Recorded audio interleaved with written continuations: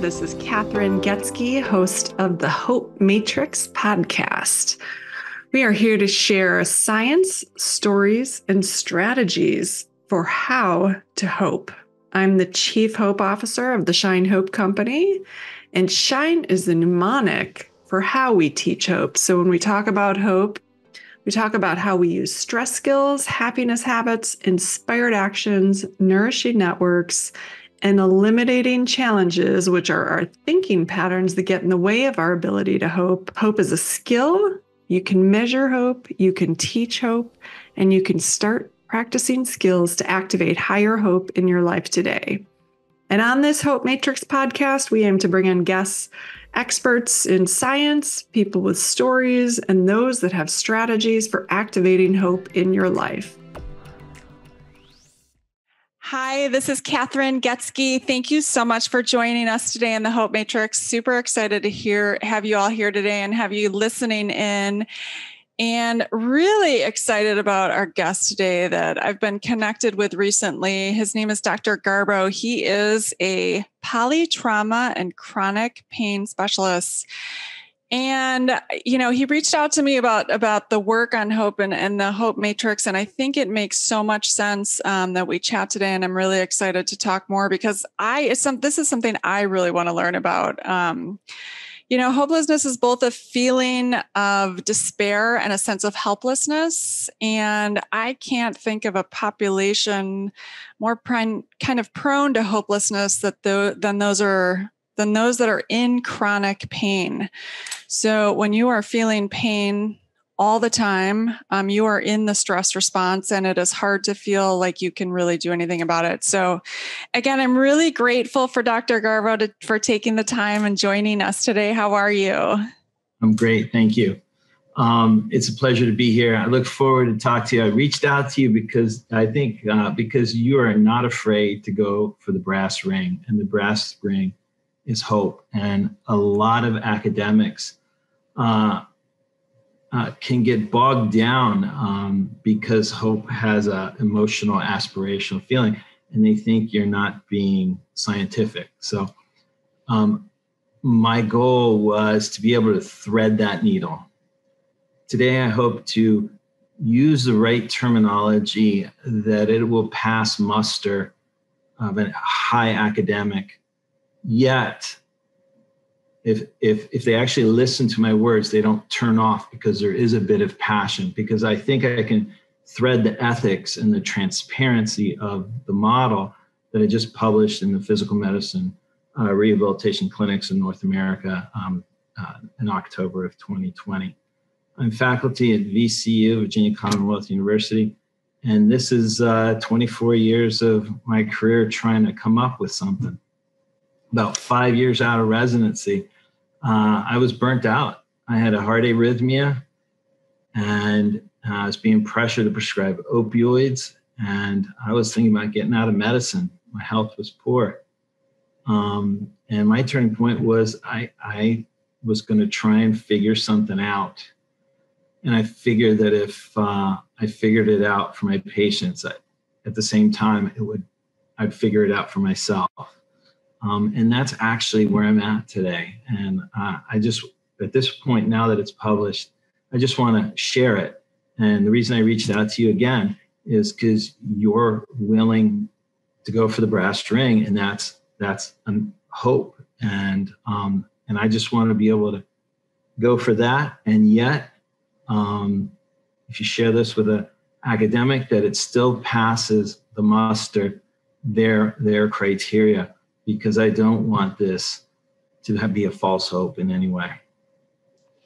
Yeah, that's wonderful. And it's such an important thing that you bring up, the kind of lack of research and muster around hope, or the perception of lack of research and muster around it. And that yet, in fact, hope is related to so many outcomes in life. And there's a pretty rigorous scientific kind of community that's looking into hope and hopelessness. And I'm, especially excited to talk to you because it allows me to take the theory we have around hope on what it takes to get people out of hopelessness, which is both that feeling of despair and that sense of helplessness, and into a hopeful place, and use that kind of the hope theory to apply to mindsets, and specifically when you look at a population of pain.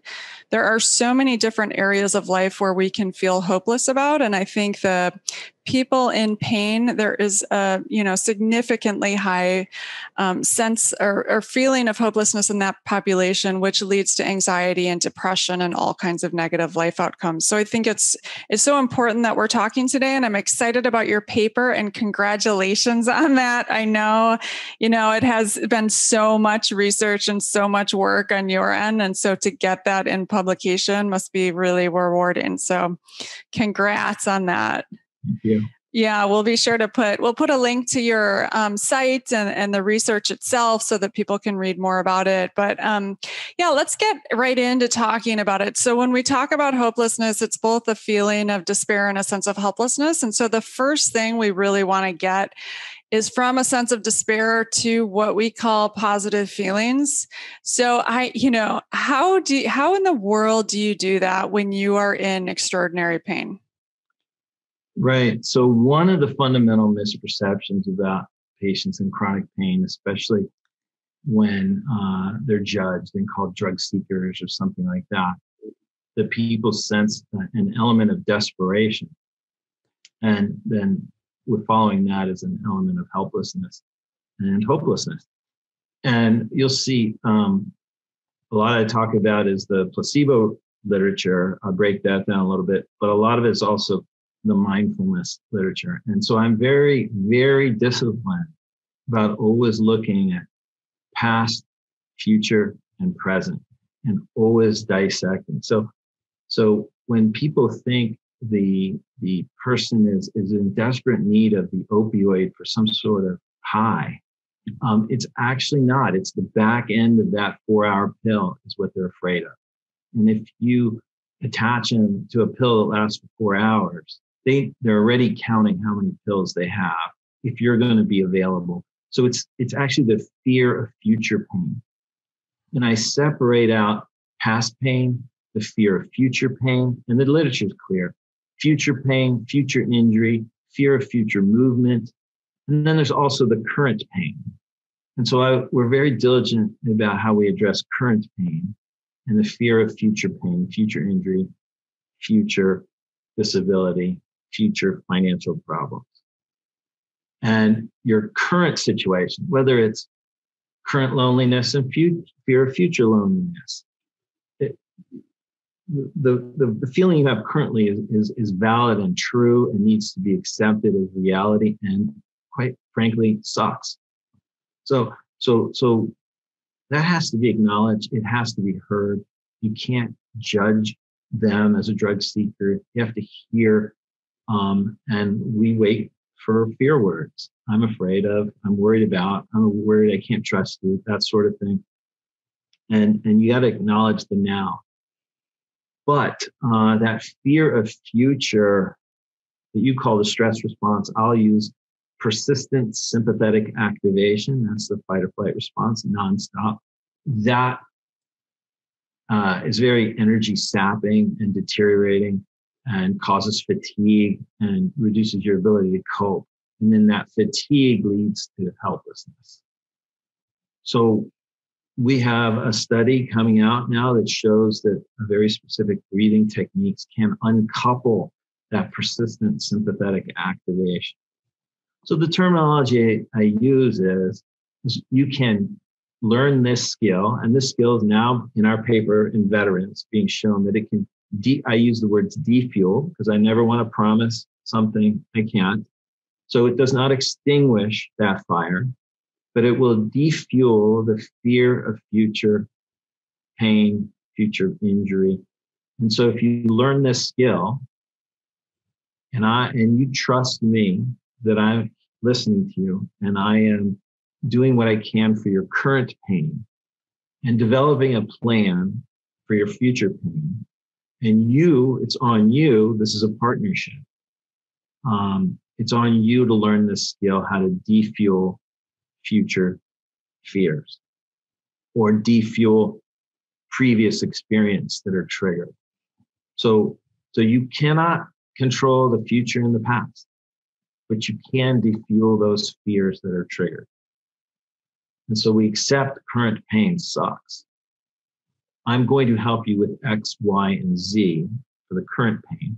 I have to explain it in enough depth and with enough clarity that you understand that there is a method to this madness. So I always say hope is a process. The opioid crisis was fueled by marketing that opioids would obliterate pain. And it was supported by interventional pain management with a model that we're going to hunt for your pain generator. And it would be with a needle or a knife or an electrode or a probe. Trust me, I'm going to find it. And the two combined create a passiveness. Okay, here's the pill and here's the expert, but there's no process. So the process that I've outlined is the process of modulating this fight or flight neurological problem, the fight or flight response and the opposing parasympathetic response, and how to rehabilitate it, how to measure that depletion with wearables and wearable technology, which we are witnessing an explosion right now in telehealth and wearable technology. So we'll be able to, in my clinic, we teach people how to measure this fatigue and this deterioration. And then you start to understand that the worrying about the future that you can't control, but hopefully there's a process and a person helping me. And I've learned this skill. And so in the paper, I proposed that fear ruminations are the fuel to what you call the stress response, what I call persistent sympathetic activation. Fear ruminations are the fuel. The opposite of that is trust. And then I say there are 3 types of trust, and there's 3 views, right? Going back to English class, write me a paper about your view. Now try and write it from my perspective. Now try and write it from a scientist's perspective, from above, from objective. So there are 3 views. So I like to say you have to trust in yourself, you have to trust in others, and you have to trust in something bigger. And in this situation, I'm going to get you to trust that you can defuel future fears, clear your head, break free from this emotional and then get to the higher parts of your brain, and now you can make clearer decisions. That's the trust in yourself. The trust in me, your partner in this road, I have to hear you, number one. I can't judge you. I have to explain things and investigate things to a level that you're convinced that we have a treatment model. And then the third is something bigger. And that I call is autonomic rehabilitation of these 2 levers, the fight or flight.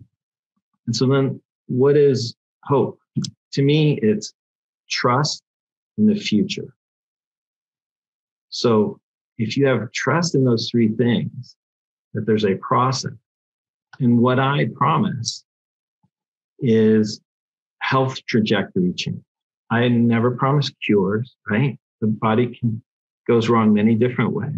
But if you're stuck, and that's the terms we use, if you're stuck in that persistent sympathetic activation, possibly due to fear rumination, due to traumas, 30, 40% of all women with chronic pain, they have had some sort of childhood trauma. And the veterans have it as adults. And this creates this unusual situation where people view these people as high energy because they're always amped up. But if you ask them, these testing I do with the breathing, are you exhausted? They say, yeah, I'm exhausted all the time. So it's this unusual dichotomy of always having powerful energy inefficient hyperarousal, but also fatigue. So if I convince you of all this fatigue with the wearable devices and teach you that you can become more efficient with the breathing techniques, and you change something on a screen with some biofeedback tools and you feel better and it makes sense, now you're starting to have some elements of hope that you're going to be able to break free with your thinking, which will change your body. Now I'm pretty rambling. I'm going to take a breath. No, yeah. I mean, I love all of that so much. And that honestly, that's like our hope curriculum. That's so much of our hope curriculum, really, in a nutshell. But when you think about it too, I mean, physical and mental pain, the hope curriculum was created out of, more of the mental pain than anything, but we teach kids a lot on the rumination and the worry and the necessity of extreme presence. And it sounds, like that's what you're doing. And when you're in massive pain, it's so hard to get there.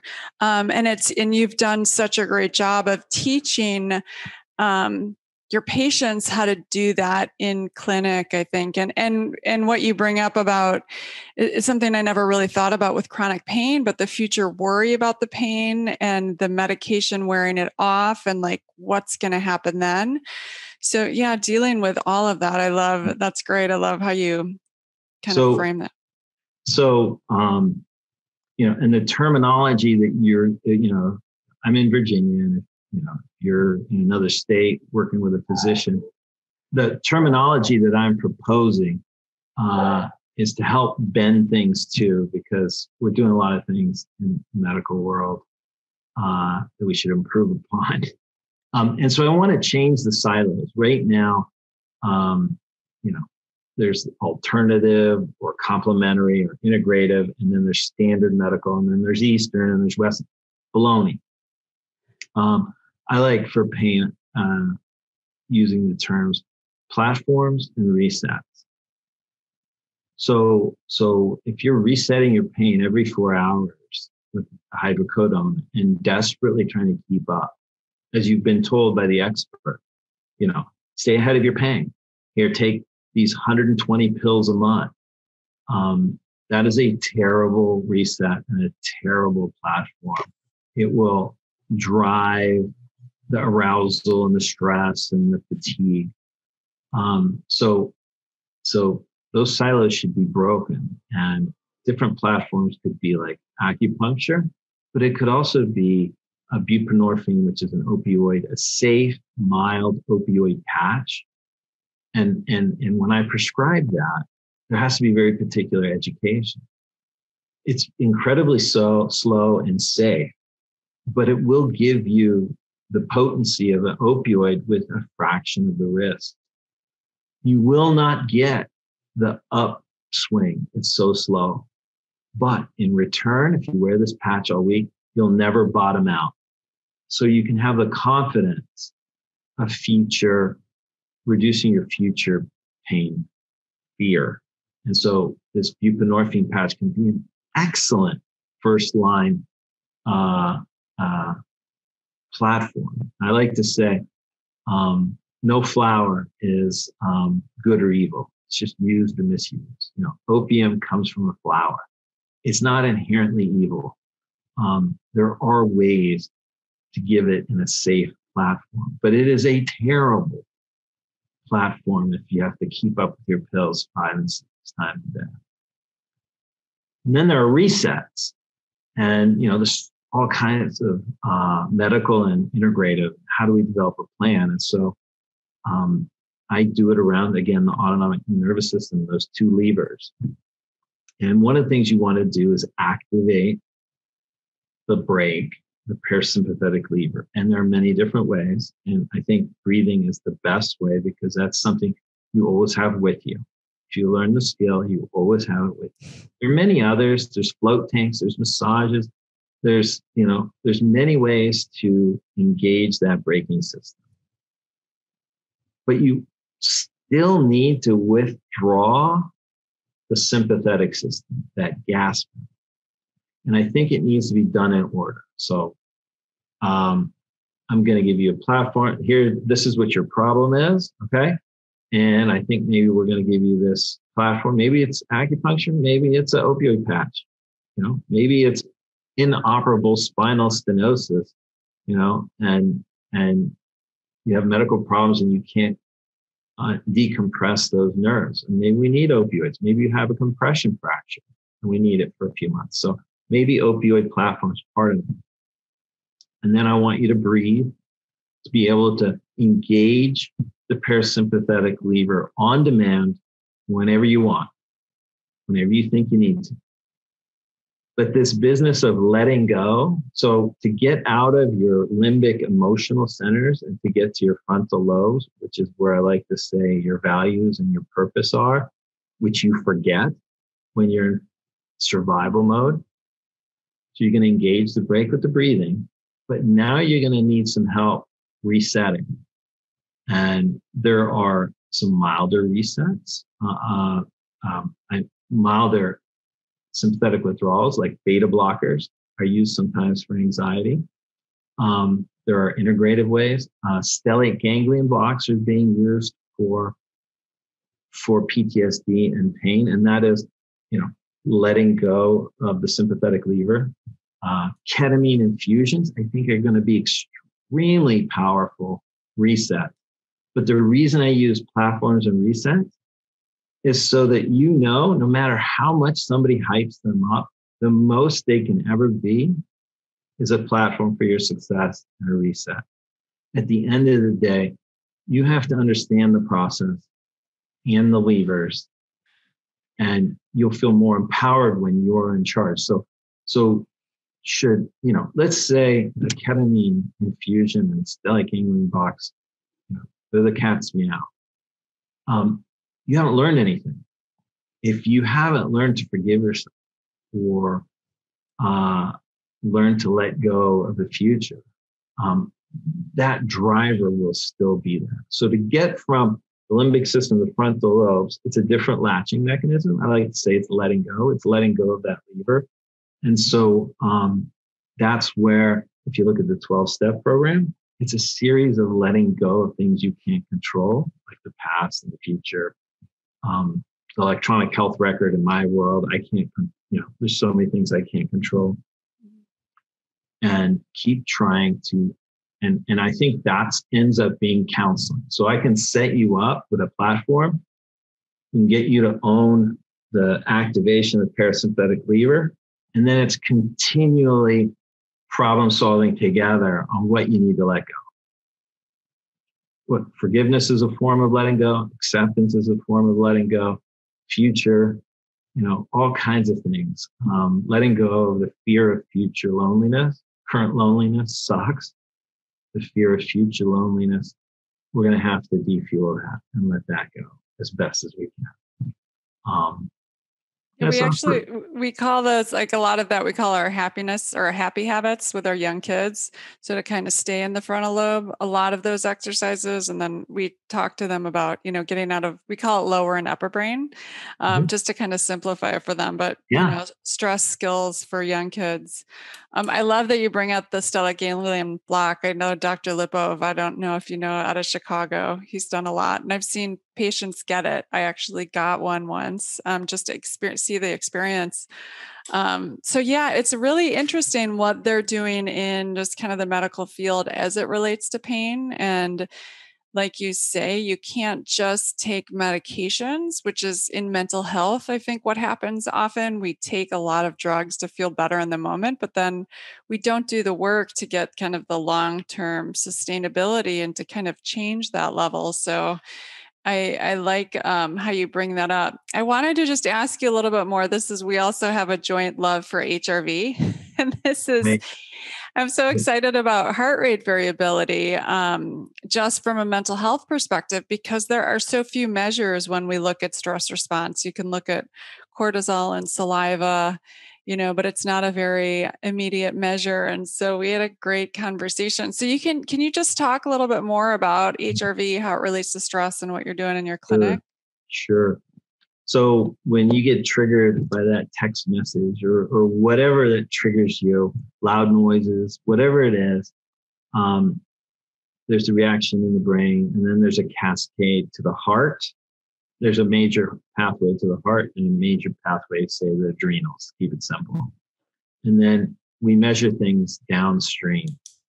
And the communication between the heart and the brain is in what's called heart rate variability. I don't want to get too deep in that, but just enough to say that this is the communication between the heart and the brain. Now, what a lot of people look at HRV as one of these downstream, cortisol is downstream, right? It goes brain, adrenal, cortisol, brain, heart, HRV.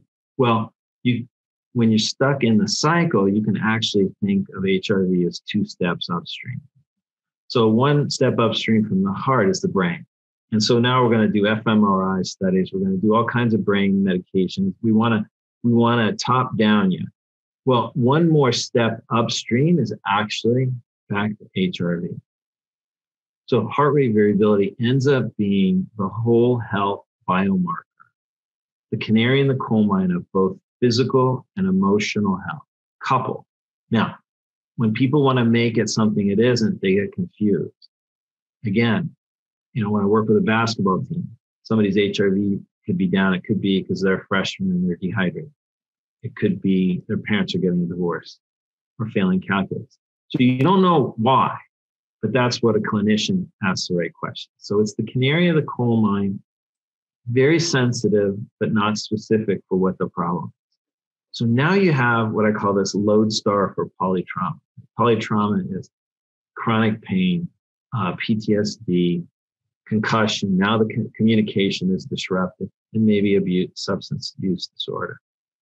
And that's 4 things going on all over the place. Well, it's the stress, and let me step 1 more step back.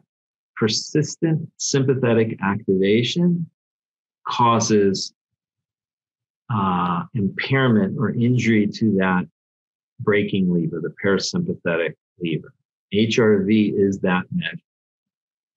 And then everything cascades from there. When the parasympathetic system is unhealthy, you can't adapt to a text message very well anymore because you're so exhausted, you're so depleted, and you're so running hot in your limbic system, in your lower part, and you can't get in the upper part. And you're just now cycling back and forth. Well, we can measure with these wearables and get you to understand this decision is fatiguing. So with someone in chronic pain, I'll remind them, they're constantly in the argument with their neighbor. Well, let's get you back to what's your purpose. You want to break the cycle of emotional trauma for your daughter. That's her purpose. Okay, that's in your frontal lobe. How do we get you back to your frontal lobe? First, let's convince you that argument may be exhausting and is not truly a threat with certain devices. And then the other thing is, let's turn this other device, this biofeedback device, this breathing device, turn that from red to green, save some energy, feel better. And after you feel better and save some energy, now get in your frontal lobe and remember, what's your purpose? Is it to win the argument with the neighbor?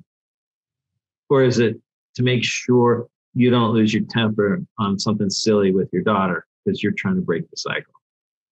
And that's a real world example of how we use these. I need 2 data points. 1 to convince you not to waste energy anymore in this lower part of the brain. That's the HRV wearables. Now I need another device, and they're going to end up all being in 1 device. But I need another device that I can hold you accountable in a thoughtful and kind way. Hold you accountable. Look, you've already shown that you can do this in a safe environment in our office. You need to do it now in the real world. And ideally, you can take it to some sort of art form and creativity. That the heart rate variability biofeedback tools are just training.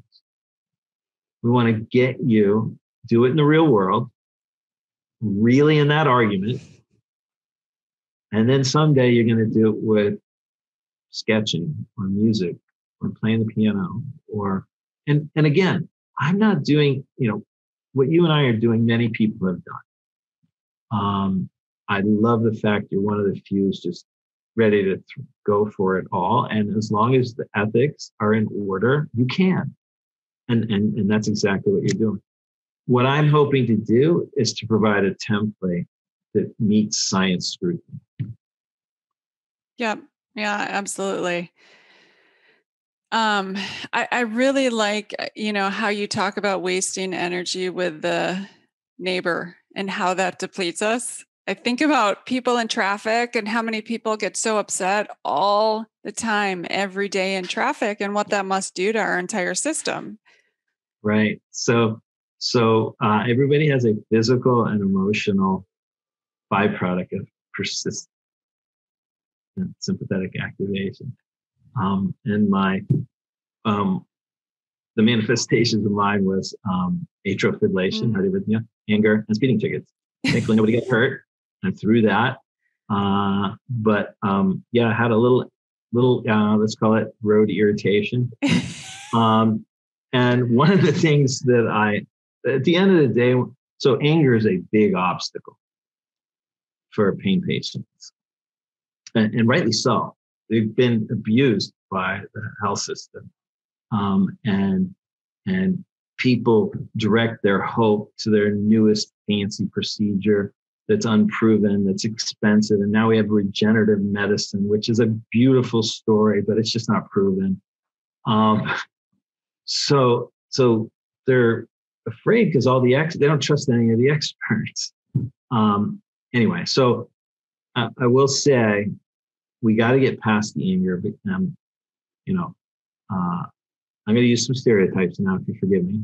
Yeah. The crying, vulnerable woman with fibromyalgia is possibly a step ahead of the angry, potentially abusive man. That they're one step ahead in transformation because they're owning this. Anger is let's think about what anger is. It's adrenaline, power. When the adrenals are healthy, cortisol is a sense of well-being. So when you're out of control, you want to feel powerful with a sense of well-being. And anger works. And anger works for a while. And then what happens is you get depleted. The adrenals are not as effective. And so now you're just powerful without feeling well. And you're further going down that burnout pathway. So at the end of the day, so I'm a health expert, and what heart rate variability allows me to do is to always relate this back to energy utilization. So the first law of emotion in my paper is energy is finite. First law of physics is the law of conservation of energy. You can't make or destroy. There's only so much energy. So energy is finite. And at the end of the day, anger is very powerful if you're walking in the dark and there's someone in the bushes and you're truly under threat. It is there for you to be powerful, to run or fight. And then that's what it's there for. But text messages aren't that. Watching aggressive television late at night is not that, but your brain doesn't know the difference.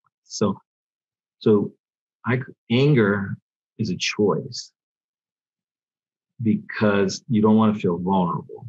You want to feel powerful. But it's an exhausting choice if you're not using it for true threat. So at the end of the day, I'm going to, in various ways, whether it's with devices or a conversation, I'm going to try and convince you that it's a waste of energy. I'm not going to judge you right or wrong. It's just a waste of energy. What good is it doing you to send 5 more texts because you want to make this point correctly? Let's get you back to what your purpose is. What's your purpose? Is your purpose to win the texting argument? Yeah, no, and I think that's a great point. I mean, we teach the kids it's important to feel all of these. And I mean, I think anger serves a purpose in that it informs us that someone maybe crossed a boundary or we're not comfortable with something. But when we come into challenges, when we act out on that anger, Thank you for pointing that out. I always got to remember this. Again, Your anger in the moment is potentially very appropriate, and you should not ignore it. It should be validated. It is real. You should be aware. Now, what are you going to do with that energy? I would say you need to learn the skill to defuel it. Yes. Sometimes you can use it. Sometimes you do have to punch or run, rarely. But defueling is that skill. Yeah. And so the critical point for therapists and things like that, or people counseling, now this is where it creates a little potential controversy about anger, is I never validate your justification of future anger. I validate your present anger. But if to keep that robust anger, you're going to have to keep watching particular news channel, or surround yourself with particular people, or keep finding data points that this doctor is evil, or this or the other. You have to search with a tremendous amount of energy, keep propping up. And self-righteousness is a term I use. It's selfish. And self-righteousness, you should be aware that you're trying to justify anger. Okay. So here's a perfect example of my life. Was I right that the fifth vital sign was dangerous? Absolutely, I was right. It's gone 10 years later, proven it was dangerous. Absolutely, it was right. But it was a gigantic waste of energy for me to be angry all the time, and cause a heart arrhythmia. So what I can now articulate without is that it was wrong. I cannot feel as threatened by it. When somebody's pressuring me to write something that I think is dangerous, I can deal with it without getting too amped up. So I can be right without being righteous. I can defuel this is how I articulate it. That dilemma for 15, 20 years of my career was opioid urgency, opioid kindness versus opioid safety. I knew the answer to that when I'm thinking clearly. When I'm not thinking clearly, I'm just mad. Yeah, right. So at the end of the day, I wasted a phenomenal amount of energy. And I hope to pass that along to other people to waste less energy, and stay healthy, and stay in line with the purpose. Yeah, absolutely. Yeah, I think purpose is so important. I mean, so many times too, for me personally, I want to solve every problem in the world, and I get all this energy towards all these different things happening. And is that really my purpose? Can I really solve, and do I really need to? So it's really important to stay kind of grounded in kind of why we're here and what we're supposed to be doing, and getting clarity on that. And the Blue Zone data is clear that the people who live a life of purpose are healthier, happier, and they even actually end up moving more than people moving physically. Right. That linkage, there's a linkage between health, movement, and purpose. Interesting. Yeah. One of the last things I just want to talk about is we talk in Hope about the importance of network. And I think for those experiencing chronic pain, or even those that have loved ones that are in chronic pain, how can they create a network, and what, kind of resources or, online support groups I know are great. Do you have any suggestions for them going to doctors, like getting third or fourth opinions, or kind of how to just pay attention where the hope is placed. Your radar should go up if it's going to be in the needle in their hand, in the white coat they're wearing, or the ivory tower they're standing in. I believe hope is a process. They should have a methodology. How are we going to weave our way through this? Ask questions. And when I find people are stuck, even when I deal with high-end athletes, again, they've lost something: trust in themselves, others, and something bigger, or the process. And so if you're not being, I tell the residents I train that you're never going to gain their trust. They have to be heard. Their fear word has to be heard. You have to get past the anger and hear the fear word. And so you have to be vulnerable enough to say what you're afraid of. And if they're not hearing you, that might not be the right place. And you need all three. You have to believe in the process. You're going to have to trust. When somebody is asking me a question about another doctor in a field I don't know, my first question is do you trust them? Okay, and why do you trust them? Okay, well, those sound fair. Then trust them. If they don't trust them, then don't. Right.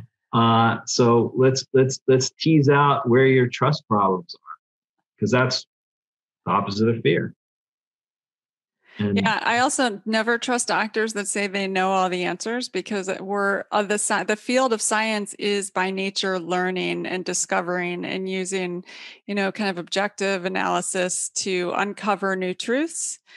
And I think that's really, we often forget that we place scientists in this realm of perfection, and that's just not the reality. And so understand that it's a process for physicians as well. Yep. And what I like to try and keep, realistic hope is that, I'm putting this out there to the masses of individuals, so hopefully it's incorporated in primary care. But if there are, some people who have the means, I believe I can promise health trajectory change, the direction of your persistent sympathetic activation that's causing helplessness and deterioration of health. That I'm in Williamsburg, Virginia. It's a resort community, and sometimes prior to COVID, probably be able to. Hopefully, I'll be vaccinated this spring, and again start up again, having people who may, if they're from out of state, they can fly in on a Friday into Richmond and come to Williamsburg and come down to my office and be seen face to face, because I only have a license in Virginia. And then they can stay the weekend in a resort at Kings Mill, and we can work one-on-one. And then after that, when they fly out, then I can do telehealth across state boundaries and guide you with the assistance maybe of a primary care doctor and so forth, and what questions to ask and what possibilities. It's useless to have ketamine resets over and over and over if you don't learn the skills to keep from getting it back. Yes, you should get the ketamine reset. Fine. Now that you've reset and you're in a better place, you really have to learn some skills. So, just a sensible program, individualized. And that's what I see. It takes, sometimes I like to say, when you come, I'd like to prescribe you 3 months of excellent sleep, right? Imagine if I could do that. Imagine how you feel, right? Well, that's what you need to repair. Yeah. So I talk about health trajectory change, and where people are 6 months and 12 months could potentially be dramatically different. That is amazing. That's wonderful. This has been really incredible, and so great to connect with you on this. And do you have any final thoughts you wanted to get out there to anyone listening in? The only social media I do is LinkedIn, so you can reach out through LinkedIn or the other resources that we'll give to you. Yeah, perfect. We'll put your website on there as well. What is your website? It's anshealth.co, but we can just use an email. It's good enough. Perfect. Yeah, we'll throw that up. Well, thank you so much. And to all of you out there that are listening that happen to be in chronic pain, much love to you. And breathing, I think we cannot underestimate the power of the breath in getting us through. Yeah. It's skill, and it's durable, and it's science-based, and but it's still only breathing. Yeah, absolutely. It won't reverse your spinal stenosis. No. So we need a team-oriented approach and a process. Yep, absolutely.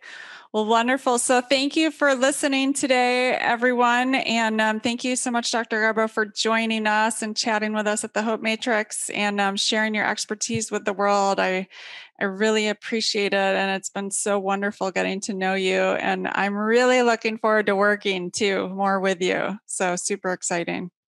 All right, great. Thank you. Awesome. Thanks. So thank you all for listening in to the Hope Matrix podcast. We want to shine a light that hope is teachable, hope is measurable and teachable, and provide you with actionable insights for how you can start activating hope in your life today, and provide a framework so you can start talking about hope with other people and practice these skills together, because we are better with hope. Please feel free to check out theshinehopecompany.com, where we list all of our resources around how to hope. We have a lot of free programs for how to hope, including the 5-day challenge, our hope infographic with a lot of skills that showcase how to hope, and articles of how to incorporate hope into your life. We have the Hope Beat Weekly, which is a weekly newsletter that shares strategies for hope. We have a My Hope Story template, so you can write your own hope story today. Also, My Hope Hero, so we can share what our heroes are doing to activate hope in their lives. And this is especially good with youth, so they can start looking up to people that have overcome similar challenges to them and seeing how these heroes use the Shine Hope framework. We have a Hopeful Minds for Teens program, a Hopeful Minds overview, educator guides. We have a new evidence-based college course, so you can activate hope on the college campus. There are programs in the workplace, overview courses, 90-minute courses for learning the what, why, and how to hope. What I want you to know about hope is it's a skill. You've got to practice these skills to become hopeful. It's easy to fall into despair and helplessness when we deal with challenges in life, and it takes intentional work and practice to get to hope. And yet it is always possible. So no matter what life brings, keep shining hope. Thanks so much for listening in. Have an awesome day. And of course, I've got to add that this program is designed to assist you in learning about hope. It should not be used for medical advice, counseling, or other health-related services. I, Fred, the Shine Hope Company, and myself, Kathryn Getsky, do not endorse or provide any medical advice, diagnosis, or treatment. I am not a medical doctor. The information provided here should not be used for the diagnosis or treatment of any medical condition, and cannot be substituted for the advice of physicians, licensed professionals, or therapists who are familiar with your specific situation. Consult a licensed medical profession or call 911 if you are in need of immediate assistance. And be sure to know the crisis hotline, 988, if you are in need of support. Thanks a bunch for listening. Take good care of yourself and keep shining hope.